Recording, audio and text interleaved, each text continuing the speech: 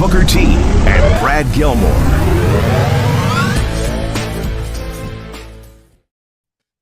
Welcome inside the Hall of Fame. I'm Booker T, 6-time world champ, 2-time Hall of Famer. Got my man Brad Gilmore here with me, coming to you from ESPN 97.5, 92.5. Getting ready to do this thing, man. I got a whirlwind of a week ahead of me. And the thing is, it don't stop. It don't stop. The party don't stop. But how you doing, dog? How you feel? I'm feeling good, Book. I literally got tired when I heard your schedule coming up this week. Like, I got sleepy. I said, I need a blanket and a pillow and I need a rest because you're about to go to London town. Yeah. Come right back. Head to home of King Booker. Head to Dallas Monday Night Raw, and then I got NXT duties on Tuesday, and then I get back to the house. Hopefully, I don't have anything. Do we got a show or anything next week? Reality wrestling? No, we don't. If I don't have anything, I'm unplugging, bro. I'm unplugging. I'm gonna jump into Winnebago, head to the beach, and I'm gonna try to get there early, man. Probably that Thursday and stay through Sunday and just totally unplug from the world, just veg out on Netflix. But I feel good, man. I feel good, even though I'm working overtime right now. Working is a good thing. That's the way I look at it. It's never bad, right? It's never bad to be gainfully employed and got stuff going on. I know there's a lot going on in the world of wrestling we want to talk about. We want to get to all of your super chats, and that's what I want to tell people right now. If you have something that you want to be addressed inside the Hall of Fame, all you got to do is super chat it over, and Booker and I will read it on the air, and you'll actually hear this little thing. Super chat. Yeah. Hear that? Yeah. Oh yeah, man. But heck yeah, man. Well, I mean, go ahead. Well, I was gonna say, I mean, there's so many places we could start today because there's I think we should start coming off spring breakout. Well, I definitely want to talk about that. Go ahead. What you got? I was gonna ask you if you wanted to chat about local sports for just a moment. There's two big sports things going on. What we got? What we doing in the city? XFL Roughnecks officially making the championship game. They're going to make the playoffs and head to the championship. We might win a championship. Bum Phillips might pull one off. Wade Phillips. Wade Phillips. We're on the march to the championship. Look, man, Bum Phillips, Wade Phillips, that's the same thing, right? You know what? He looks father and son. The thing is, he looks so much like his old man. Same body shape, same like, hairstyle, almost just like the old man. Man, that's why I'm thinking Bum. You know, man. But Bum about to get one if we win the champion. What? You did it again. You said Bum again. I know I said Bum. I know that. That wasn't a mistake that time. That was for real. Look, because he's a descendant. He's the old man. He's the original. You know what I mean? And Bum Phillips deserved the championship here in Houston, especially when he had, guys like, Kenny Barrows, guys like, Earl Campbell, Dan Pastorini. Man, I'm serious, man. Those guys, they were supposed to win a championship back then. We were so close.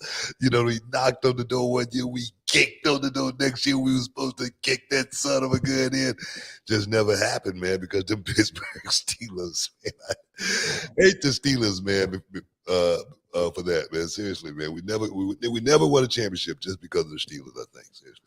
Yeah, the Houston Oilers, man, throwback. So the Roughnecks might get it done. And then also the Rockets have a new coach, Ime Udoka, the same coach. Oh, yeah, the guy who had the little controversy, right?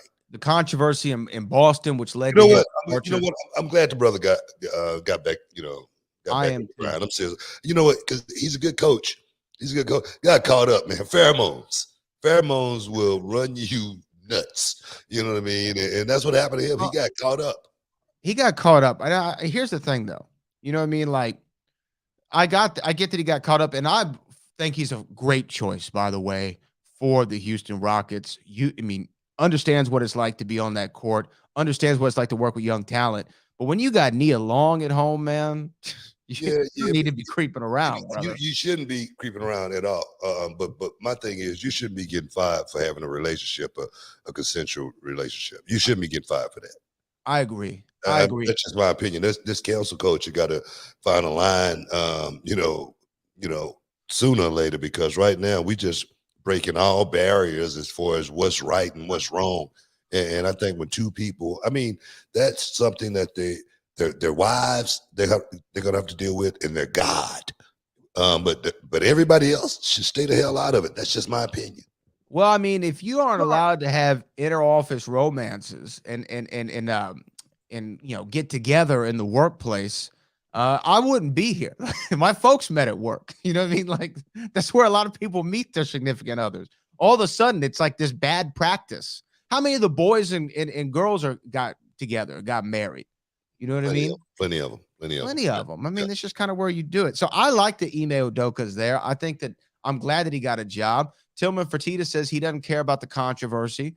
Who's the owner of the Houston Rockets? The general manager, Rafael Stone, doesn't care about the controversy. And I think that Ime Udoka, I think he's actually a phenomenal pick. And when I heard that he was being interviewed, I wanted him to get the job. You know what? He's a great pick. But I'm not, giving Fertitta a whole lot of, pat on the back or anything like that, just because, this city has always looked for that bargain basement deal. Right. You know what I mean? And Udoka is out there. The guy need a job. And we say, okay, we know he's good. And we know the price is going to be right.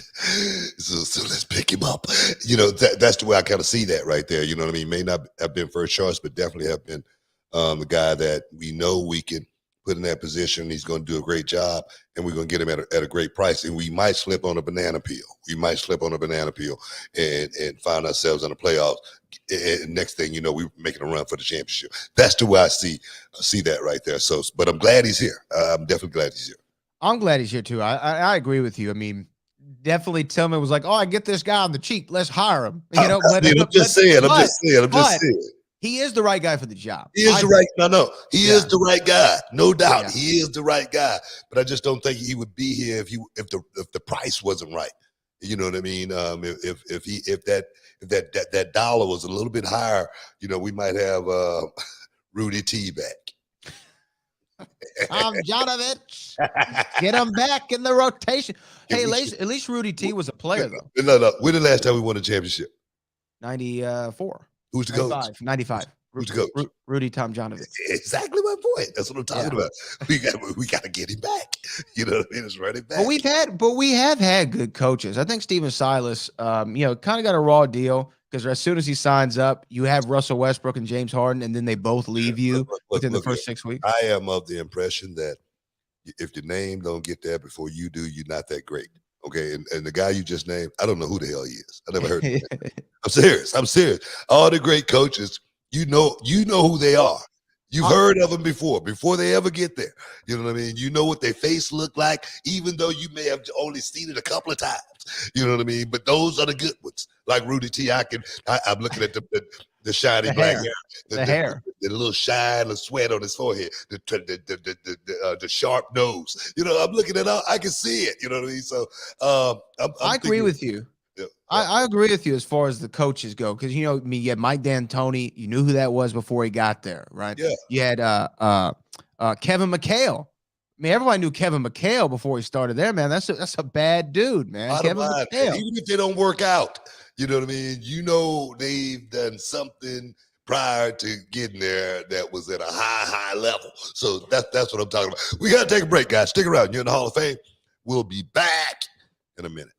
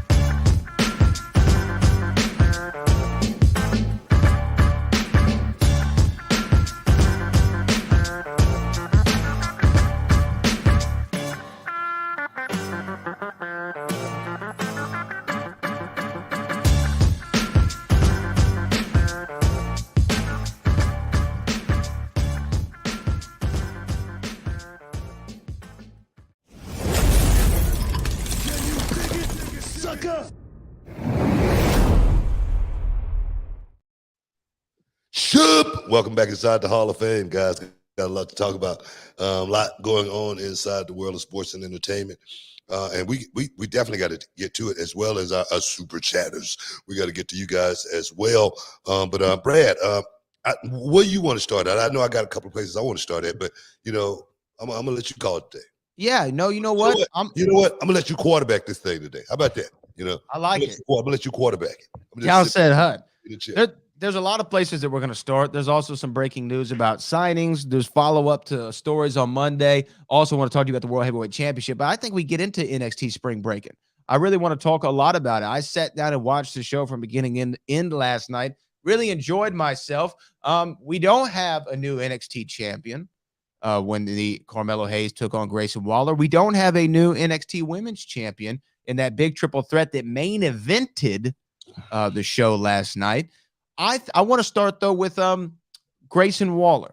That's where I want to start. Grayson Waller versus Carmelo Hayes. This is the first thing I want to ask you, because the last time we saw Carmelo Hayes in an NXT championship match, you had some constructive words for both him and Braun Breaker. And we saw Carmelo in his first defense as the champion. They say the championship makes you 30% better. Did you feel like this match that we saw with him and Grayson Waller was 30% better? What did you feel about it overall? I want to know Booker's real opinion, because you had the best seat in the house. I can tell you this. It was 2 points better. It was 8. I definitely give it an 8 on the Richter scale, 8 to 10. Just because Grayson Waller, man, the dude, he's a worker, man. He's a guy that's going to go out and perform, win or lose. That's what I really like about Grayson Waller. He's taken a lot of losses as of late, and it's not deterring him from the mission. That is still to go out, and make the crowd feel something. I don't. When that dude walk out the curtain, man, he looks the part. He feels the part, and then he goes out in the ring and he works the part as well. I told Carmelo, I say, man, you couldn't have done that good of a job, without a hell of a dance partner, man. And Grayson Waller was a hell of a dance partner at Spring Breakout for Carmelo Hayes. Those guys went out there and made each other look next level. The finish was maybe, I don't know, they may have gotten rushed with the finish just because it seemed like it just happened kind of like out of nowhere. But other than that, throughout that match, those guys went out there and rocked it, man. They brought it, man, and big props to both of them. Here's my thing. I agree with you. I like the match. I like that Carmelo went over. I mean, he was the obvious choice to go over. This is his first defense. You annoyed him at Stand and Deliver.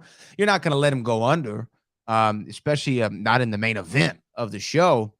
But with Grayson Waller's loss here, it seems to be he continues to lose and lose and lose.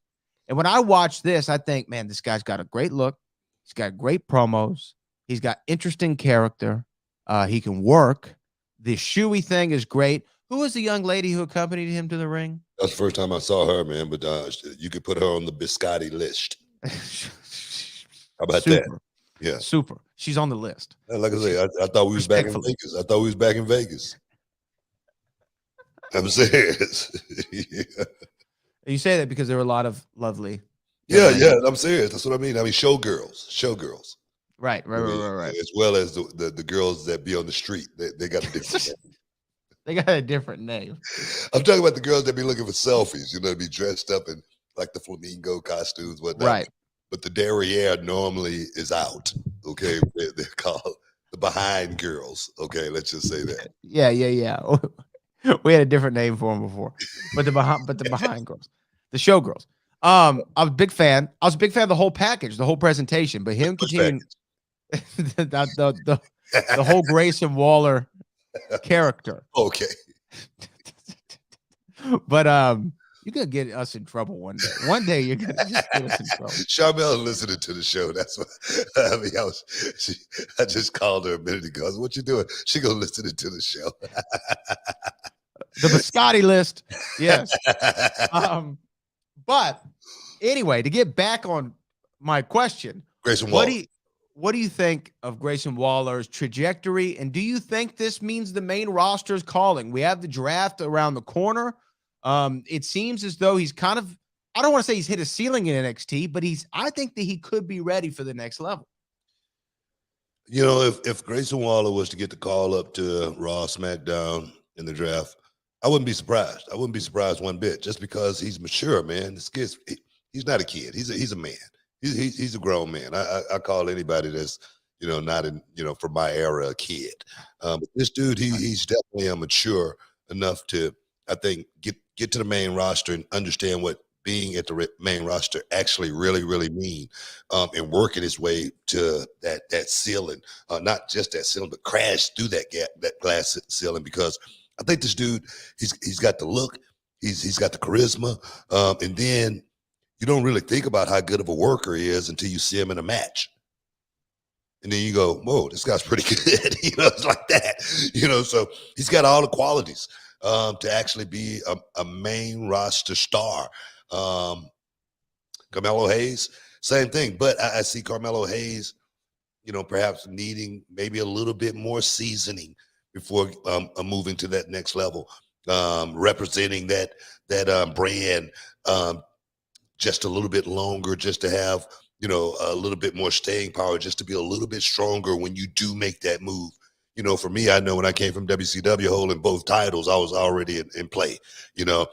Just from having those miles on me definitely put me in position to say, hey man, I'm ready. Put me in with anybody, and I'll show you I can go out here and do it.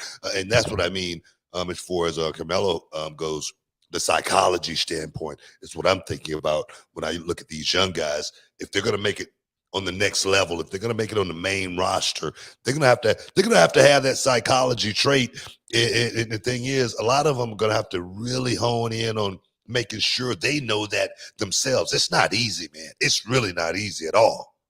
No, and it's not easy, but the good ones make it look easy.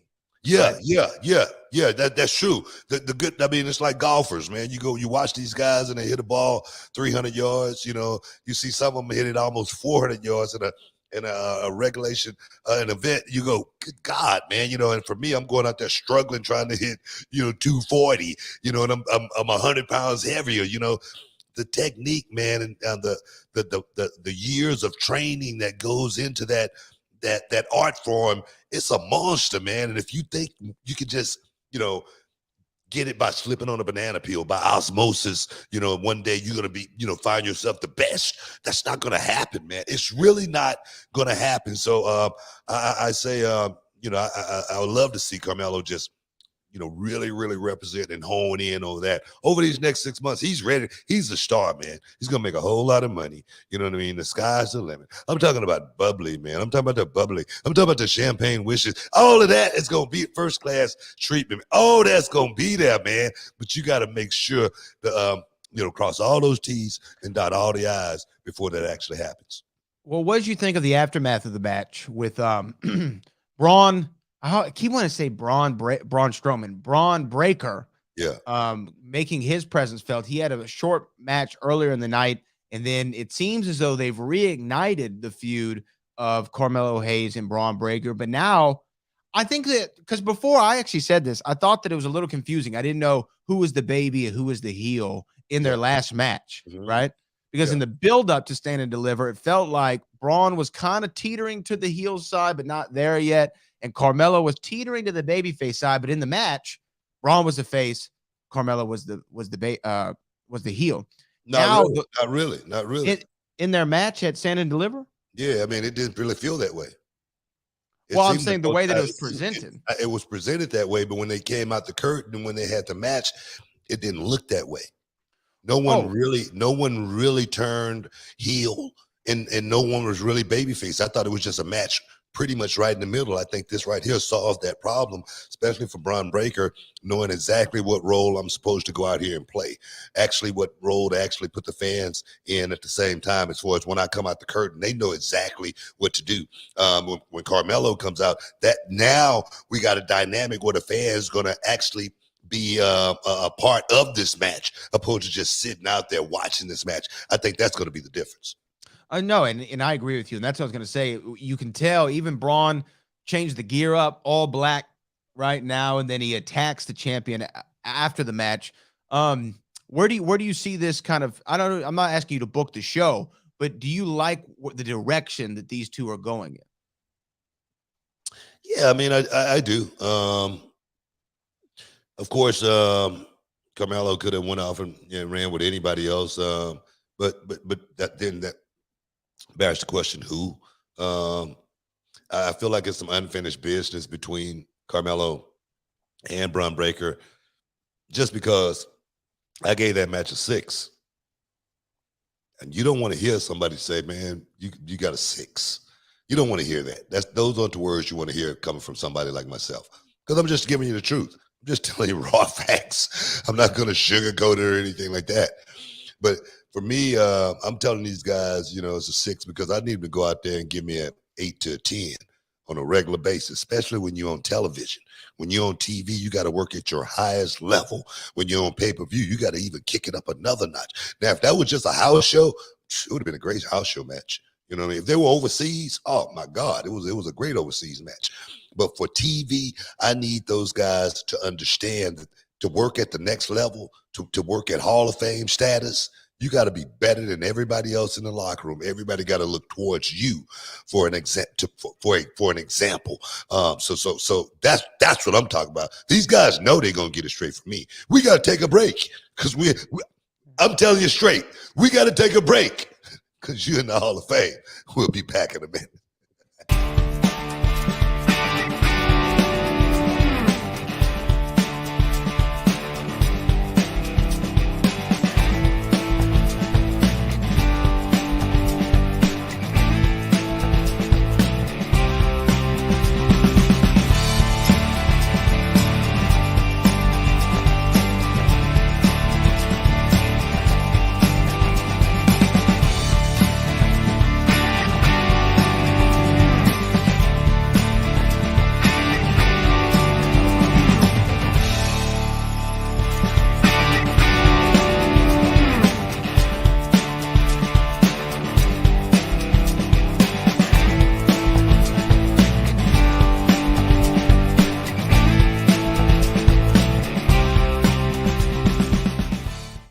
Can you dig it, sucker?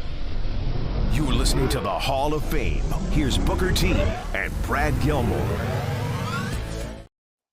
Welcome back inside the Hall of Fame. Where we going, man? Where we going? Let's continue on spring break, and we had the main event, triple threat match, NXT Women's Championship on the line. The former champion Roxanne Perez, a challenger in Tiffany Stratton, and the champ Indy Hartwell go at it in the main event of the show last night. The match had some hills and some valleys, if you will, with Indy Hartwell going out with a bit of an injury there, Book. I mean, you were sitting there and saw it all happen. What was your assessment of the triple threat main event from last night's show? Man, main event was awesome. Girls went out there and rocked it.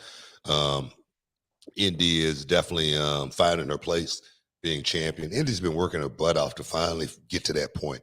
And I'm so happy to see Indy, in that position, in there with another one of mine, Roxanne Perez, and then Tiffany Stratton, who's, she's definitely somebody that's going to be a major star in the business. I mean, she is just on the cusp of, figuring this thing out and really being able to, blow it totally out of the water. But watching those girls go out there and perform, it was awesome. And then Tiffany did the dive. And one thing I always say, I don't know, you guys heard me talk about this kind of stuff all the time. The dives, normally the guy get hurt catching, not the guy that's doing the dives. Normally the guy that's catching is the one that's normally getting hurt. And Indy was just in position, but I wouldn't even say it was a bad position or anything like that. It was just something that happened. That's wrestling business. It's not a matter of if, it's just a matter of when something like that is going to happen in the wrestling business. That's just part of it. But she, her ankle rolled and her knee buckled at the same time. So I don't know if it was an ankle injury. I don't know if it was a knee injury, but I know when she went down, it wasn't part of the script or anything like that. I know when they took her out of there, I did not anticipate her being able to return. When she did return, it was like the Big E from back in the day, coming out of the, locker room, getting ready to, take the team, the championship one more time. It was like one of those deals, and for her to suck it up, you could see in the ring that she was debilitated. That leg, she couldn't even straighten it out, but she sucked it up because she knew how important it was. As far as being in that moment, being champion in this business, those moments don't come along few, too often. It's like one of those things, like a freaking ship passing in the night, a freaking championship. You could be on a desert island and you don't even see it. That's what the championship is about. So she's like, man, I'm going to hold on to this thing as long as I possibly can. So I give Indy Hartwell big props, man, for coming back out to that ring, man, and getting in there and finishing. Just because I've been in that position before myself. And I tapped out, man. You know what I mean? I pulled my groin and I was like, I can't go, man. I just can't do it. That's will, heart, and determination that make you do something like that. So that's why I give Indy Hartwell a boatload of credit for finishing that thing. Yeah, that's hard to come back from injury, especially one where it could be your knee or your ankle or a combination of the two. The platter's not good, especially when you gotta walk. You know what I mean? If it was an arm, maybe we can get behind the arm. Maybe we can figure this out. We can maybe get by it. But for the knee, for the ankle, for the leg, I do give her a lot of props for going out there and getting the job done. One of the things I wanted to really hone in on here was Roxanne Perez. Roxy, as we know her from the reality wrestling days, one of the best students that you've ever had, I'm sure, to come out of the school. Do you think, because I know they keep this kayfabe most of the time, the draft, when it comes to the draft, do you think we see Roxanne Perez on a SmackDown or a Raw after next week's draft? I just feel like, because here's the reason I say that, and I literally have nothing to base this on other than a feeling, because she's the champion. She has this injury. She comes back at Stand and Deliver, loses the title. Then this is the rematch for her to regain the title that she never lost. She takes the losing fall in the triple threat. I almost feel like, well, what else does she do at this point in NXT? Maybe they're grooming her to go to SmackDown. We saw her at the Royal Rumble before. She's worked a SmackDown before, I believe in Laredo, in front of her hometown. Do we see Roxanne Perez leave NXT after the draft? For me, I don't like to, book the show or anything like that. But if I was booking it, Roxanne would stay in NXT a little bit longer. I mean, she's just now really beginning to feel her way through this thing. The main roster is a monster. Being on the road every week, it's different than being in NXT every week, being in Orlando every week, traveling around the world, going to all of these overseas shows. Like when I talk about maturity, you got to be ready for that. How many young guys have we seen go to that main roster and fail, like the Drew McIntyres, who we thought was in perfect position to, go all the way to the top, being a Mr. McMahon guy? How can you not make it? How can you not make it? Only one way you can't make it is not being ready for that moment, not being mature enough to handle that moment. We listen to the stories that Rene Dupree tell when he was a young kid on the roster, and how it affected him. So I'm that guy to say, let's make damn sure that these young guys and these young girls are ready for that moment. And that moment is not just being in the ring. The pressure and the stress comes outside of the ring. All right. The travel, the being away from home, being away from your loved ones. When they say it's lonely at the top, it's true. That's a very, very true statement. So I just say, and there again, we talk about a guy like Grayson Waller. I say Grayson Waller, I feel like he's mature enough to actually go and succeed. So that's what I'm thinking about, putting these people, these young people in the best position so they can thrive. And you know what? I totally agree with you. And after you said that, think about the travel. Now, I am not somebody who travels often, probably more often than a normal person, but not as often as a professional wrestler. I'm just going to say this from a recent personal experience.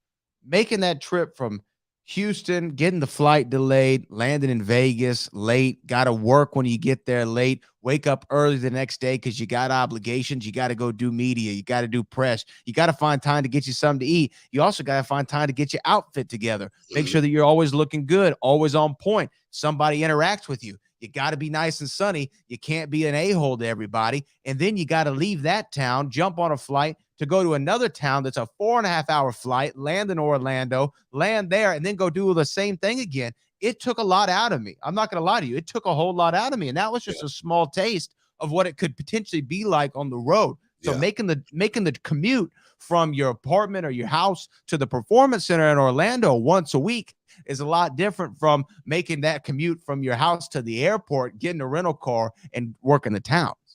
It's a lot different. It's a lot different. Even for me, at this stage, NXT, I'm loving it. You know, being able to go to Orlando every week. I stay at the Hyatt right there at the airport, boom, and right back home the following day. But if I had to be out in a different city every week, getting a rental car, navigating through these cities, I would lose my mind. You know what I mean? So that's the hardest part about the business than these young guys making that transition from NXT, you know, to the main roster. You know what I mean? Even, you know, another one of my you know, students, Kylie Ray, you know, I mean, congratulations. She just, you know, got pregnant. Kylie. I'm expecting her first. But, you know, for her, you know, the pressure of being out there was really, really hard. I remember one of my students back in the day, I know we got to take a break here coming up. One of my students, we called him MVP. He was like the nephew or the brother of I'm sorry, we called him VIP. He was the brother of MVP. And I say, man, we're gonna make you the champion. And I be damned, we made him the champion, and he said I ruined his life putting the belt on him. He said he was not ready for that. He was not ready to be the reality of wrestling champion. And to this day, I swear. So it's real, man. The pressure for these young guys is real. We got to take a break. Big VIP, big ups. We got to take a break. We'll be back in a minute.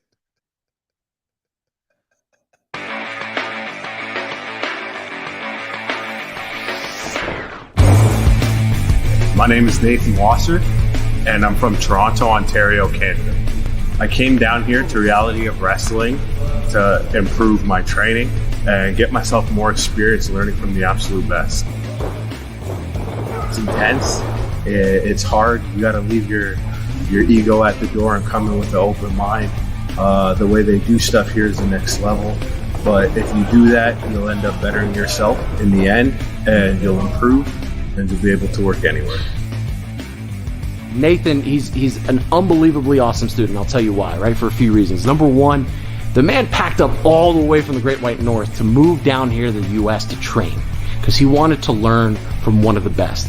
But what's even more impressive, on top of the fact that he takes care of his body, he works hard, is the fact that he was trained by a very reputable trainer and yet still comes down here humble, hungry, ready to work and ready to learn, and not coming in here acting like he knows everything or that he's too rigid in his ways. Booker's knowledge will help you get to whatever goals you want to do if you want to be a big star in this industry. My end goal is to be in WWE. Coming down here to Reality of Wrestling, I feel is the best opportunity for me to get there, so I'm going to do whatever it takes. I can promise you, when you come to Reality of Wrestling, it will change your life. You will not regret it.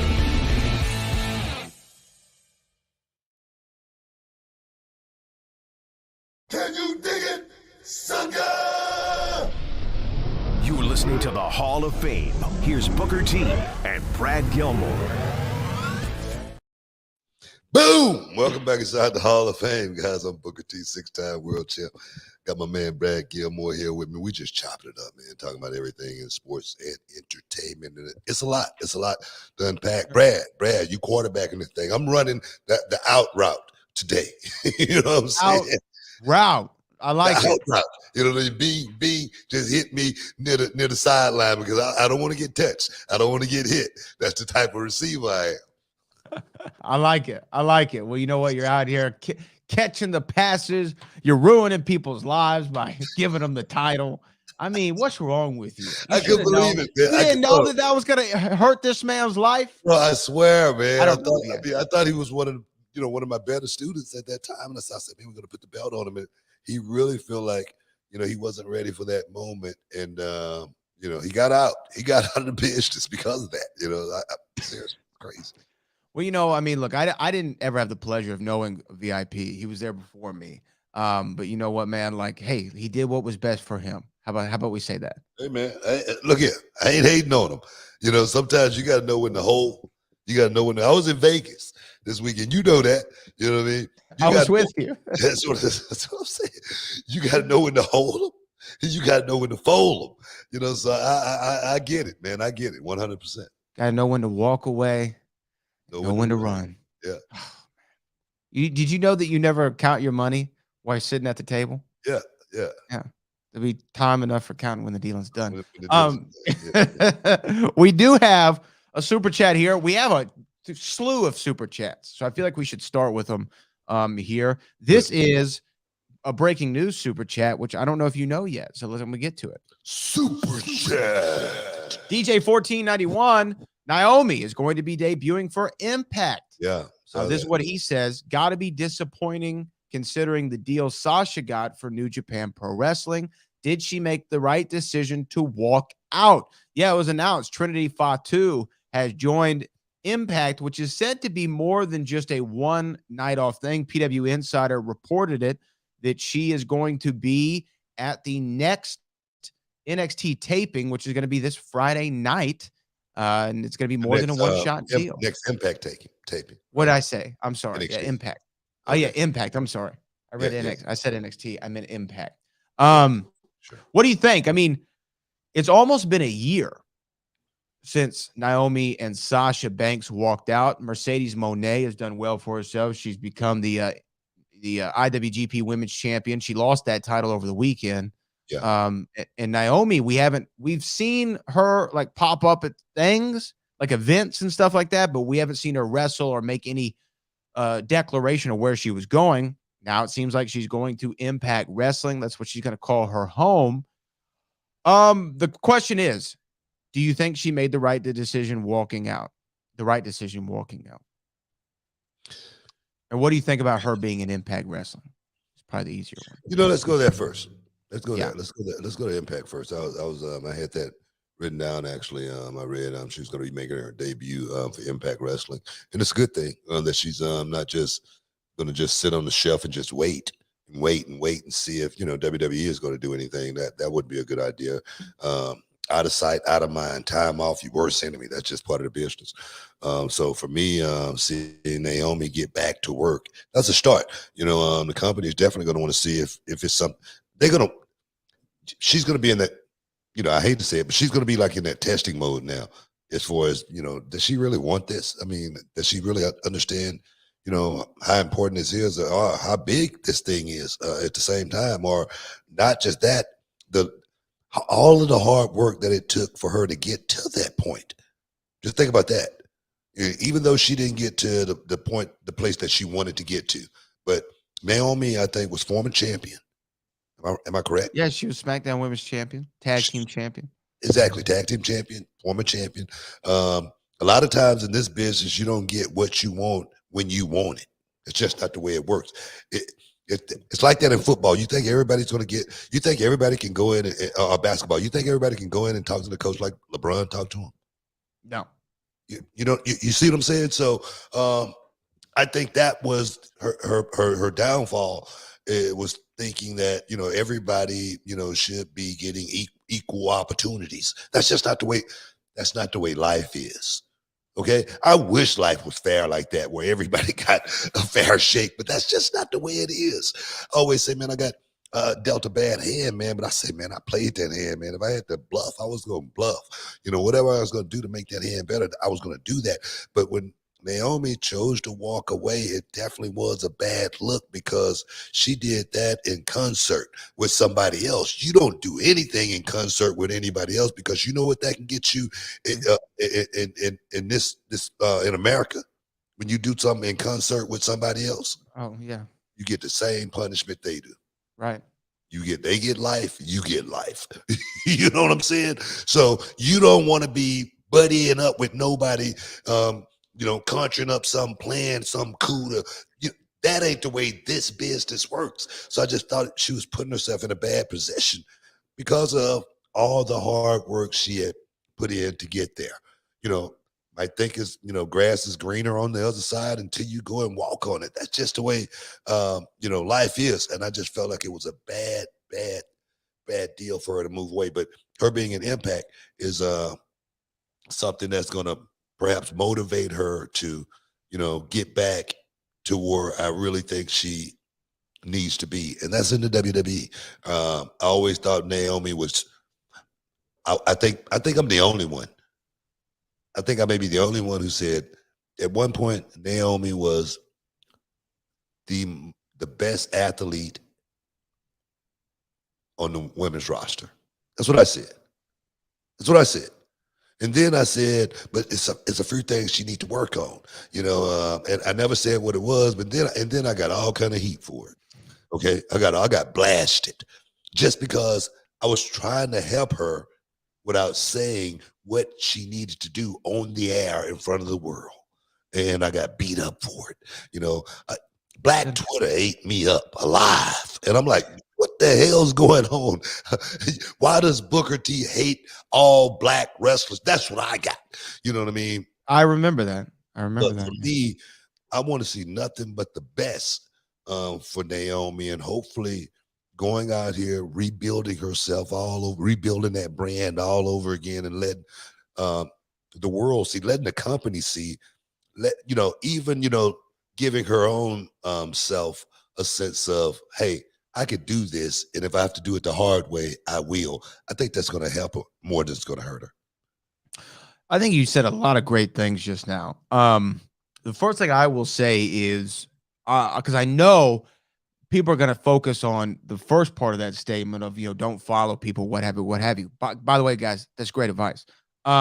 Second, though, to the question from DJ 1491, as a fan, and this is no disrespect to Impact Wrestling, if I was a free agent, right, and I was trying to get the big deal, because Impact on the pecking order, this is just how it is, right? It's kind of WWE will put AEW second. You could put New Japan third. And then I think that Impact and Ring of Honor kind of share that fourth spot, in my opinion. Yeah. So you kind of go down the pecking order and you're like, man, am I only good enough to be on Impact? And again, there's no disrespect to Impact, but just if I'm looking at it from a free agent standpoint, because that's, kind of further down the line. And now hearing what you said, perhaps that is the best place, though, to try to come into your own, because Naomi's always only been in the WWE system. She's never been out of that system ever. Sasha was an indie wrestler. Naomi came into FCW, right? Down in Florida when it was developmental. So now thinking about it, I think that Impact could be the best place for her to cut her teeth, figure out who she is as a performer and a character, find things. And guess what? Impact gives you the ability to try and to fail. You can try stuff that doesn't work and then still keep throwing stuff against the wall until you figure out exactly who you are as a performer, as a character, and as a professional wrestler. Don't get me wrong. Naomi's got it all down from, as you said, being able to do any move under the sun. Now this is going to give her the opportunity to really figure out how to put those moves together, to put that character together, to build that psychology up outside the WWE bubble. Taking a step back to take a step forward, there's nothing wrong with that. That's the way I look at it. I think this is a great chance for Naomi to really try to, like I say, figure this thing out. I mean, I'm not just saying this, but I think I even said it back then. Man, I wish I had a chance to work with Naomi. I wish I had a chance to get in her head and talk to her about the concepts. I'm not going to call you and say, hey, because like I say, these young guys these days, you try to tell them something, they're like, oh, you too old. You don't know what you're talking about. But if I worked with Naomi, she would have never had a reason to leave WWE. I really feel like I could have helped her achieve all of her goals because there again, I felt like she was the best athlete. Was she the most talented? No, not at all. Was she the best wrestler? By any means, no. But from an athletic perspective, I felt like I could bring her talents up to where she needs to be as far as getting to that next level. And it's all psychology driven. So for me, I hope this run at TNA help her find her way back to the WWE. And if you need my help, I'm just a phone call away, baby. Stick around. You're in the Hall of Fame. We'll be back in a minute.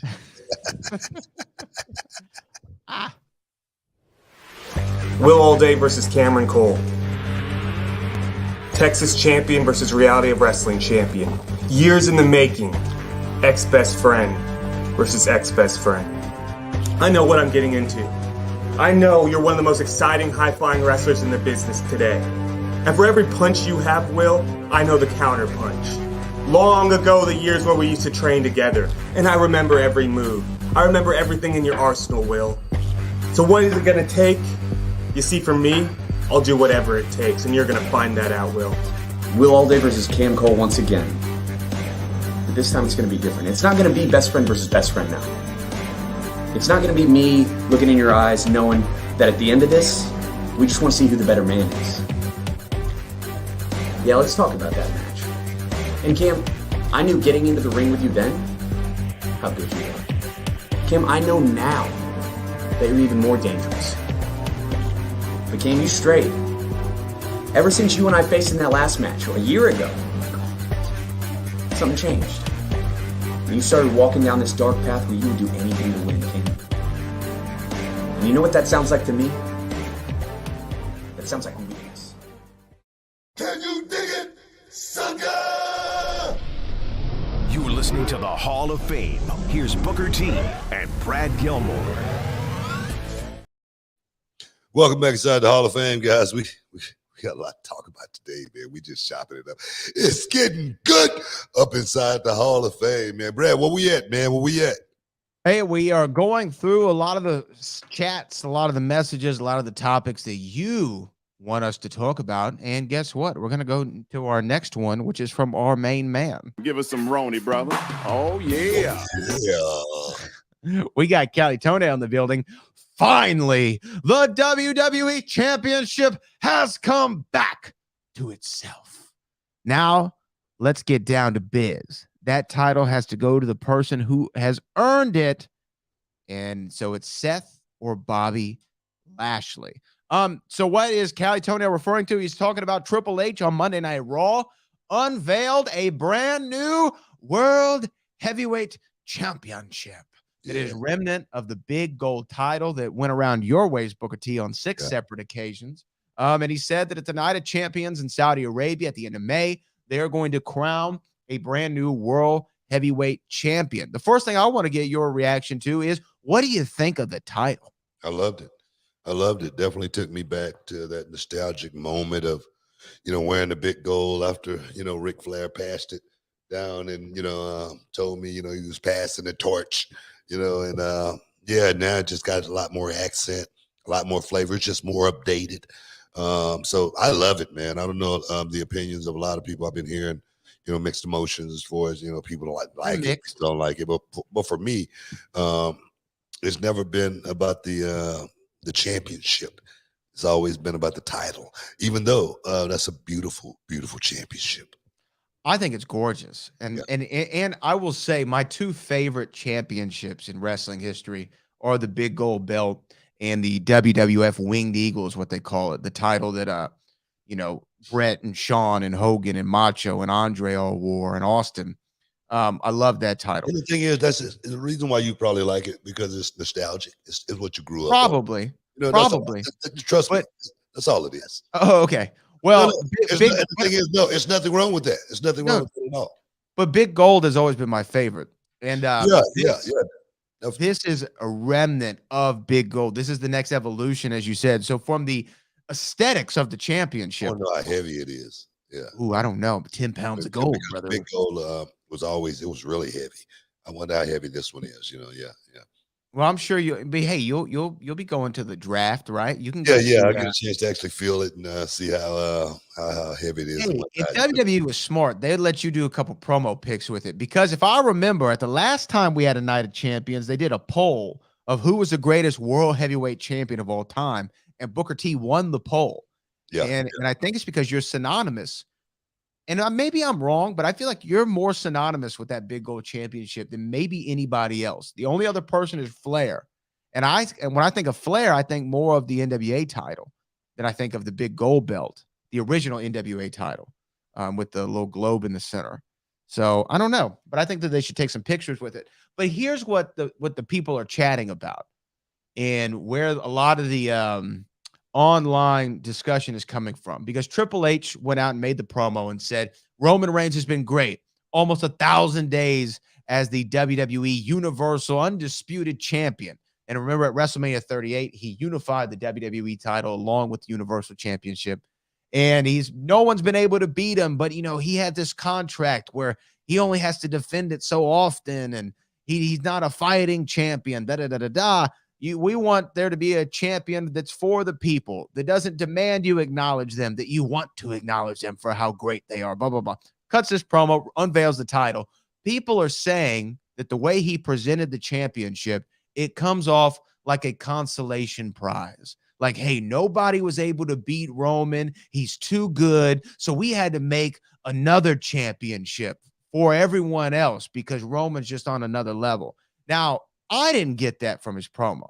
Personally, I didn't get that. But yeah. what do you think about that take on the World Heavyweight Championship? Well, to come up with that take, that's just something you have to be thinking about, because it was nowhere mentioned that that's what it was. Right. Of course, Roman's reign has been stellar. He's been undefeated almost 1,000 days. And for me, I would have it no other way. I love seeing Roman being in this position. But I think also that I said it from the beginning that I didn't think both the titles should be together, just because it's going to alleviate, talent, coming up. It's going to make sure guys don't get that chance. And like I say, for almost three years now, guys haven't been getting a chance because Roman's had all the titles. And I just think that just throws a void in the shows, the pay-per-views, as well as just having that big match quality, having a WBA champion, a WBC champ. I don't think the boxing world could exist if they just had the WBA champion. They didn't have the WBC and the IBF. It's no way the boxing world could exist with one title and everybody vying for that one title in that division. So many people in the game, so that's why I feel like, that title, Roman, he had it. It was great. You liked it. I did like it at the time. Yeah. Mm-hmm. I didn't like it from the beginning. I didn't like it. Just because I felt like we was going to find ourselves in this position that we're in right now. Yeah. And I will say, at the moment, I liked Roman getting both titles because I felt like it put him on another level of, this is the only guy, this is the guy above everyone else, right? And it really made him at the time. But as it went on, I was more like you and be like, oh man, I wish there was another champion here so we could have some more, kind of dynamic matches and have more big match pay-per-views. Because Roman, hey, look, I don't hate on him for having the schedule that he has. Shout out to him. He earned it, right? He's the guy. He's the top dog. He can do what he wants. But I like now that there's going to be a second championship. And to me, people are like, well, why don't they just split the WWE title and the Universal title again? And then you could go that way. Well, they unified it. I actually normally wrestling fans complain about they did something, then they undid it. Well, now they did something. They're leaving that alone and they're just doing something new. And people are like, it's a bronze medal. It's a third world title. Oh my God, I can't believe this is going to happen. All of those people that saying that they never took one bump. So I say, or booked one show. All of that is irrelevant. Those guys, they've never taken a bump who's talking and saying that kind of stuff. You know what I mean? So my thing, I think it's going to be a good thing. I think it's going to open up, guys, just like, for instance, Seth Rollins. Seth Rollins, as good as he is, he's been having to play second fiddle for quite some time because Long time. we got to get this guy over here his shine. And that's just the way the business always has been, and I give Seth Rollins big props being able to stand in the background and say, okay, let me just do some character building until my time come back around. A lot of guys wouldn't have that same attitude or that mentality. They'd be wanting to, bounce and go to AEW. I'm serious. So when I see guys like Seth Rollins weather this storm, and now the storm has passed, and now the clouds are opening, the sun is shining through, and it's a big gold belt. Oh my God, man! Oh my God! Let's put me in the game, man. That's all I'm asking. Yeah, and I think Seth is a great pick for that thing. I think, as Callie said, Bobby Lashley could be a great pick for that thing.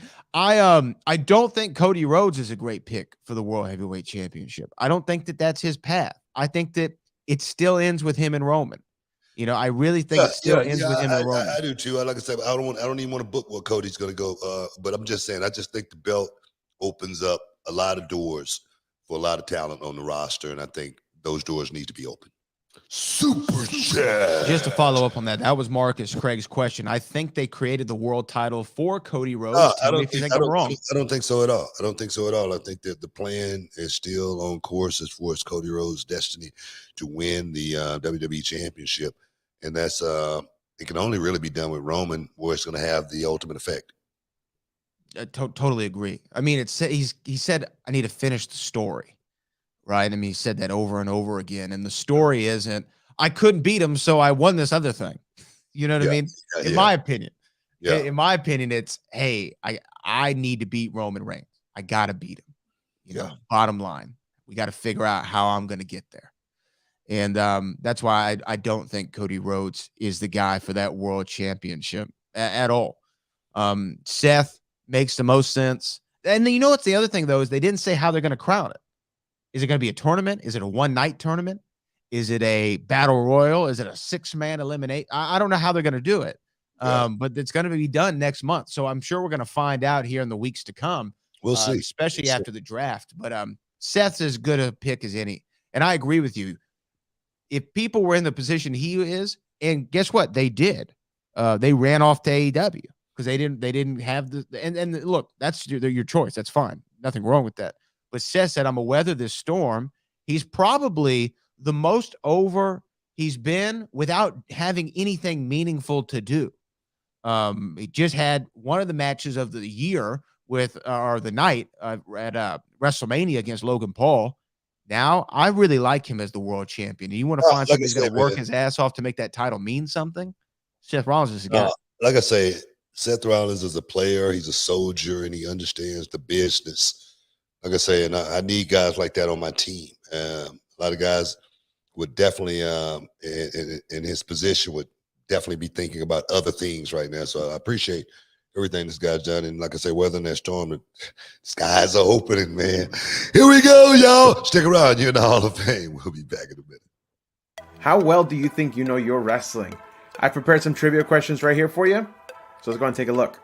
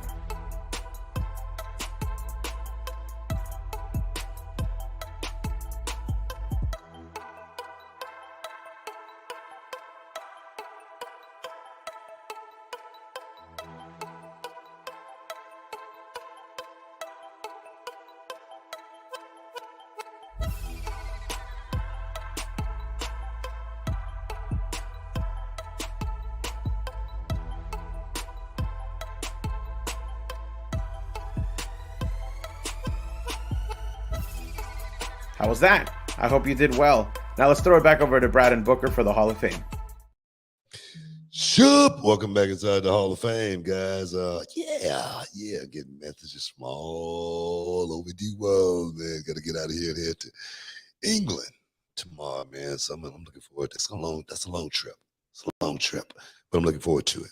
It is a long trip. Sign some autographs, hang out with the fans, kiss a few babies, all that stuff, So I'm looking forward to it. All right, we're gonna keep rolling with the super chat. Super chat. This comes from we did that one. This comes from, as I get to it, Big Breezo. Big Breezo. You may have spoke on it before, Uncle Book, but what makes a good wrestler? How do you go to the next level stardom? Well, I talk to young wrestlers all the time, and I always talk about the same pretty much thing, and that is, guys, you're going to be doing the same thing everybody else is going to be doing. All of the moves are taken, okay? So you got to try to figure out how to do the same thing everybody else is doing a little bit different in order to stand out. And if you do that, if you do this a little bit different and try to make it make sense, it will be like getting hit on the thumb with a hammer. Bang! It will hurt so bad you can't help but see it. The guys that do it a little bit differently than the rest of the guys. I look at Roxanne Perez, and Roxanne goes out and she does all of the moves just like everybody else, but it's the little bitty things, the intangibles. I always explain it. It's like the wind. You can feel it, but you can't touch it, but you know it's there. You're like, man, that feels good.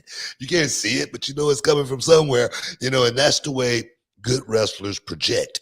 They are like the wind, man. You can feel it, from the beginning to the end. So I think those are the qualities, for me that I try to teach. Can't talk to you about it on the line right now, but if you want to go to realityofwrestling.com, get all your information, how you can sign up and join the second rated school in the United States of America. That's Reality of Wrestling. But first in everyone's heart, of course. First, we're really number one. Just on we paper. really are. I miss old list. That's old list. It's old list. F it. You know what I mean? We're the best school, which is, it's like me being the king. You know what I mean? Sometimes, they might vote somebody else, better than me, even though we know. Real ones know. Yeah. Real ones know. This comes from Derek Lindsay. Random. Saw you on an episode of Charmed. Bagwell and Steiner had all the lines. Did they not give you any lines on Charmed? I might have had one or two lines. But you know what? I wasn't worried about no line. I was working with Alyssa Milano. Okay? I got a chance to do a scene with Alyssa Milano. Okay? How many people had a chance to do something like that? How many people? And what was really, really cool, Alyssa Milano, she gave me some cool, she propped me up, though. She made me feel really good about myself. She goes, your timing, you could do this. You could really do this. And I was like, wow, it made me feel really, really good. Somebody on her level telling me I had the qualities to actually work in Hollywood. And I was like, wow, that's pretty cool. So for me, like I said, to do that scene with her too, it was awesome, man. Awesome time. Oh, that's really dope. Alyssa Milano too. This was like what, 99 around? Oh, Adi Biscotti at that time. Ooh, Biscotti list. Adi Biscotti, she was on the list. Yeah. And you know what? I've seen her recently. She's still on the list, but Yeah, definitely back then. Yeah. Definitely back then. She gave me big props, man. After doing that scene, man, I felt really good about myself. So that's why I've always been acting. In the wrestling world, I've always been acting. I've always been auditioning. For what's next. So you never know. When you're gonna get that phone call. I know when I was King Booker, I was like, man, Hollywood gotta be checking this out, man. They gotta book me, dog. They gotta book a black king somewhere. So I was working, dog. But yeah. Here's our next super chat. Super chat. Derek Lindsay says, do you think they should make a women's US or a women's IC title? Yeah. Talked about this recently. Yeah, I think so. I think it's definitely something that don't give the ladies a chance to shine a little bit more. Get the ladies a little bit more to work for. That secondary championship, I think, would definitely motivate just about everything, in the women's division. I think the men got enough titles to go around to make, everybody feel a certain way and give everybody that something they need to work a little bit harder to achieve, goal per se, next level per se. But I think the women definitely need something. Yeah, I think it could work. It could definitely work. This is from Virgil Dawkins. I hope we get a new Universal Championship. I always thought it would be cool if WWE explored more colors with the strap, like white or gray, like how Ultimate Warrior's belts were. I'm gonna say this first book is I think whenever Roman loses the title, because he's gonna carry around both belts. It doesn't mean they're two separate titles. They're one title because they were unified. I just want to make sure everyone knows that it's one title, just two belts. But I think whenever he loses it, they're gonna drop the whole Universal thing. It's just gonna go back to the WWE title, WWE Championship, and then the other side is the World Heavyweight Championship. Like they had it forever back in the day. I think that's what's going to happen. This Universal thing is going to go the wayside. I can see that. Yeah. I can see that. But do you want them to redesign the WWE title when Roman either? I don't give a damn what they do. To be honest. I'm just trying to be honest with you, man. I don't Keeping it a buck. I'm just being honest, man. I don't care what the belts look like, and that never concerned me, man. It's just like the conversation we was talking about as far as going from WCW to WWE. Man, I was making too much money to think about leaving anywhere. Right? You think are you crazy? So I'm all about. People might take this the wrong way, but I'm all about getting paid. I'm all about, taking care of the fam, vacation, all that. You know what I mean? Back to Redwood. I'm serious, man. Hanging out in the jungle, monkeys and everything running around. You ever experienced that? You better get some, man. I don't know how we ended up on monkeys in the jungle. From, do you think they should change the title belt? How did we get there? We got there when we started making money. That's what we got there. We were vacationing. That's what I'm talking about. So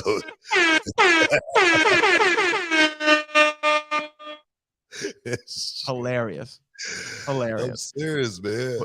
We got a ton of these super chats, so let me keep it moving here. Super chat from Virgil Dawkins again, who says, "How do you feel about Nia Jax's new body transformation and weight loss? Do you think she's gearing up for Shucky, quack, quack, BBW? I'm serious now. No. Do you think she's gearing up for a comeback? It would be nice to see a feud with her and Bianca." Yeah, man. No, she looking good, man. She looks great. She's always been a beautiful woman. She's always been very pretty. She was a model before she started a plus size model. Before she started doing this stuff, and I mean, for her to take that initiative to say, man, let me see if I can make this work. Let me get myself in peak shape and see if I can really make a run at this thing. I think she said after the Rumble, she started getting the bug all over again. And I get that, man.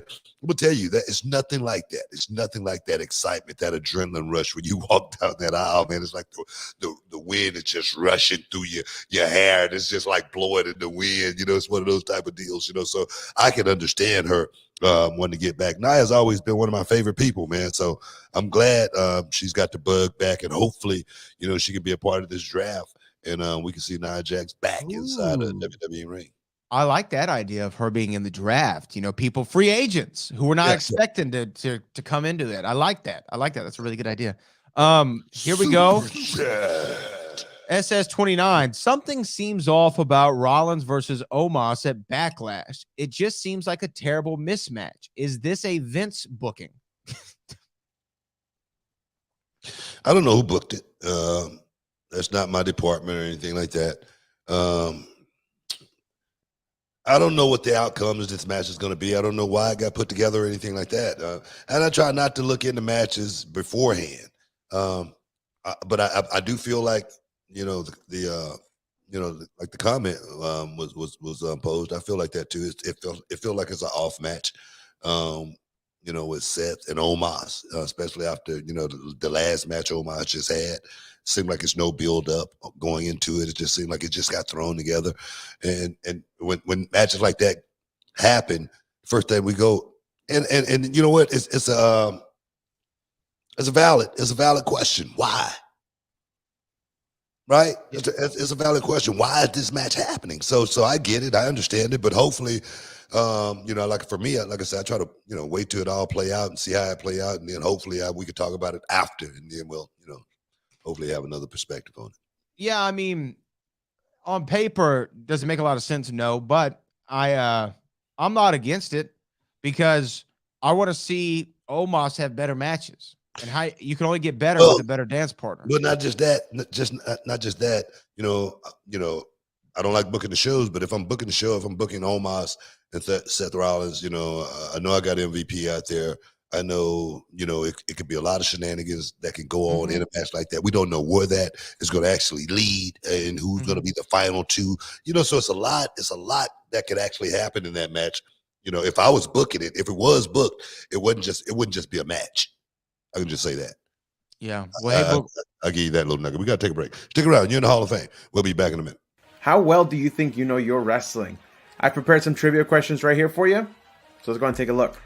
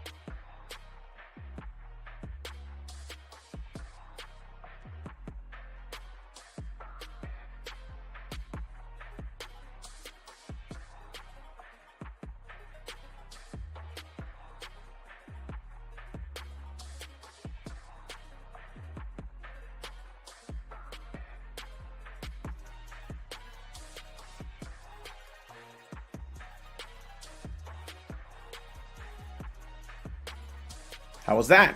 I hope you did well. Now let's throw it back over to Brad and Booker for the Hall of Fame. Shup! Welcome back inside the Hall of Fame, guys. We're getting closer to wrapping this thing up, so we're going to keep rolling with the super chatters. Bradley? We are going to keep rolling, but I just want to say one thing. During the break, we were playing a bit of a trivia question about reality wrestling history, and I just learned something. I didn't know there was 18 reality of wrestling champions. 18 different people have held that title. Does that sound right to you? Wow. I can't name all 18. I can't name them either. I could get close, but I don't think I can name 18 road champions. I don't know if that's right. Was Kid Ransom one of them? No. I'm just he did not win that title. But there's been shout out to Kid Ransom. What up, kid? I haven't wow, I did not realize there's been 18 champions. We've been around a long time, man. Around a long time. We're just a small little company down here in Texas, but we work hard for our artists, man. I'll tell you something later, but it's funny. I didn't realize that it happened in reality wrestling. Okay, we're gonna go to the next one. Super chat. Cali Toenail. Is the draft really between USA and Fox? Rumor is USA would rather have Roman Reigns than a new belt. So how does that work? How does the networks? How does what the networks want affect the draft? There we go. Man, I don't know, man. It's above my pay grade on that Fox, one. Fox definitely spent a whole lot of money to, keep that show looking a certain way. So I'm sure Fox is going to weigh heavily as far as, who they want on their side. That's just part of doing business. But I think at the end of the day, I think both rosters. That's one thing about WWE. I really feel like both rosters are going to be strong because I feel like it's enough talent actually to go around today. At one point in time, there's no way WWE could have pulled something off like this, and it wasn't that long ago. And now I think we got enough talent to where we really can, make a full roster on both sides, as well as being able to pull stars from NXT now the proper way, opposed to the way NXT was built before. I think we're in great position to actually make this thing work. Yeah, I think that as far as the draft goes, I'm sure the networks have influence. It would be silly to think that they don't, Oh, right? yeah. And I'm sure both networks want Roman Reigns. Why? Because he's the top guy in the company. I mean, you want the biggest star. If they were drafting when Hogan was on top, they both want Hogan. When they're drafting when Austin was on top, they both want Austin. But I think that's what opens everything up now. Being able to have that world champion, that changes the whole name of the game, because Roman won't be just the only guy. Mm-hmm. Roman's the guy now because he's got all the belts. When the other guy got the belt, he's the guy. That's the way it's always been. Yeah. You know what I mean? So I just feel like now, having this new world championship is definitely going to make, a Bobby Lashley, a Seth Rollins, there's so many guys, Drew McIntyre, freaking a Kevin Owens or whoever, have a chance to, have a piece of the action. So I'm loving it. Logan Paul, so hey, you never know. To follow up on that, Virgil Dawkins says, do you think guys like AJ Styles, Lesnar's, etc., have title runs left in them? Seems like the length of Roman's run sacrificed some of the older top guys' remaining relevance who had little time left. I'd also throw another guy on there, Edge, who said he's got less than a year left to wrestle. I would have thought Edge would have been the world champion coming back, but having both titles on Roman prevents that. I see where Virgil's talking about here. Yeah, I mean, I don't see Edge being back, for the world title or anything like that. Not for the world title, but I can see how you'd put it on. I'm just saying, I just didn't, don't look at him in that picture. But a guy like AJ definitely have, put him in a spot to where he's been on hold. When you're on hold, you got to figure out how to, stay hot, how to stay relevant, how to stay in the game, how not to get hurt, and hopefully that time come back around. Sometimes you win by attrition. So yeah, it may have hindered a lot of these guys moving up to the next level. But just think about when Bruno Sammartino had it for 9 years. Yeah, It was about selling tickets. It wasn't about just the guys on the roster. Butts and seats, man. That's what it's really always been about. And you know what's the other thing I'll just complain about for just a half second is people like, they made the logo too big on the new world title. It's too big. I'm like, y'all realize this is a company about branding, right? Like, you got to brand your stuff. Like, should they not have their logo on it at all? AEW's got their logo on everything. Reality Wrestling's got our logo big in the middle. That's just what you do. People are going to find something. They suck. They suck. Bark about something, but move on. Super chat. Put the new belt on Nakamura. It's long overdue. I don't know, man. I ain't just putting the belts on guys because it's overdue. This is not a participation. Talk about it. This is not a participation trophy. Okay? You don't just get the title because you've been around, hanging around. That's not the way it works. And for people to, jump on the bandwagon and think that's the way it is, guys, y'all might want to start looking at some different shows, because that's just not the way this business. Let me say this. That's not the way it used to be. Okay, and I say that because I wasn't a guy that was looking to get the title. Okay, I was looking to be the best guy on the roster. That's what I was looking to be. And if I'm the best guy on the roster, we would know. If Shinsuke Nakamura is the best guy on the roster to put in that position, we know that. And the thing is, the best guy that's that should get that title is the guy that's in the position that's making the fans feel a certain way when they walk out that curtain.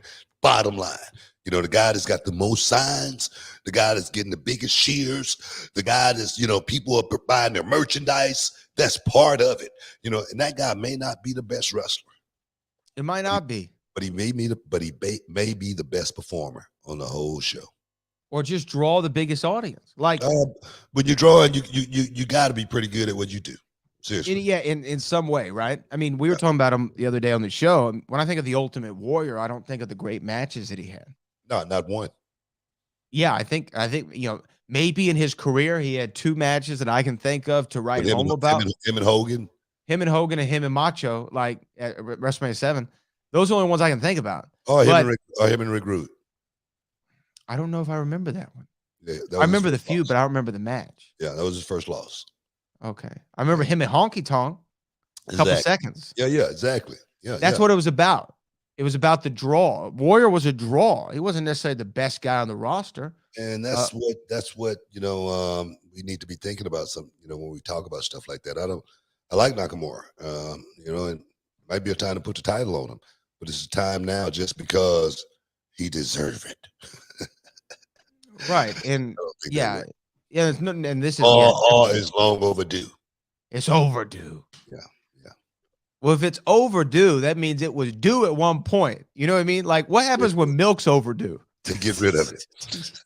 So it has some gun down the drain. It's overdue.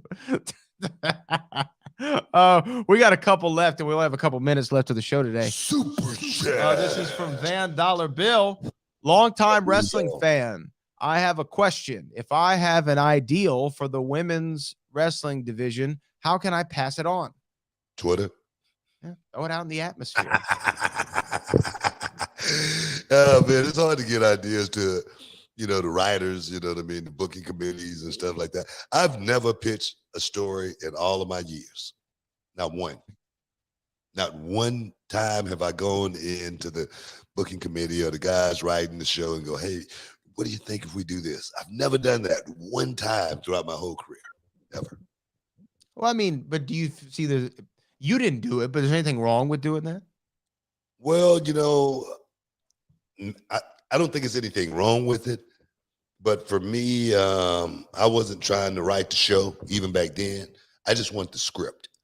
I wanted to try to enhance the script no matter what it was. I didn't want to be talked to throughout the week. I didn't want to take wrestling home with me or anything like that. So for me, it was irrelevant. All I needed to know was, what I was doing that week, and let me go out here and let's make it work. I hear that. I mean, I can definitely see, but let me ask you this. You were given ideas or pitches for your story, and then you had ideas to respond to that. Like, hey, that's cool, but what if we did it this way? Or what if I said this instead of this? Right? Oh, I would always talk the way I wanted to talk. Right, I would always take the words that they would give me, embellish them the way I would actually really talk. I wouldn't just do it verbatim or anything like that. Yeah, of course. And then there were times where I'm sure things were pitched where you said, I'm not doing that. Oh, it's been several times where I go, man, I'm not doing that. Are you crazy? Yeah, it's been plenty of times. There's even been times recently that's happened, right? Oh yeah, most definitely. Yeah. Well, those do it for all of our super chats this week. We want to appreciate everybody for tuning in to the show. As always, this was a great one, BT. It was, man. As always, man, I want to thank everybody that stepped inside the Hall of Fame, getting your champagne wishes, caviar, dreams, all that. Oh, Brad, one more. 30 seconds. Okay, Kappa Owen said, Brad Book, what are your thoughts on Lacey Evans? Oh, man, what's Lacey doing lately? She's kind of been doing like this, female heel Sergeant Slaughter-ish kind of thing. I don't know, man. I got to, Lacey, man, she's like been going in and out. She's kind of lost me. I think she's talent. I really think she's talent. I think, she's someone that definitely fits right into that female division. But like I say, she's kind of like being lost in the storm because she's being a nice, chick one minute, then she was like a heel the second, then she's an army girl. It's a bunch going on with Lacey. I got to figure that out. All right, well, that does it, Book. We got to send them on home. Appreciate you, Brad, for all the heavy lifting, man, and everybody outside, out there inside the Hall of Fame, guys. Appreciate you for stepping inside, getting your champagne wishes, and booyah, caviar dream. Peace. We out.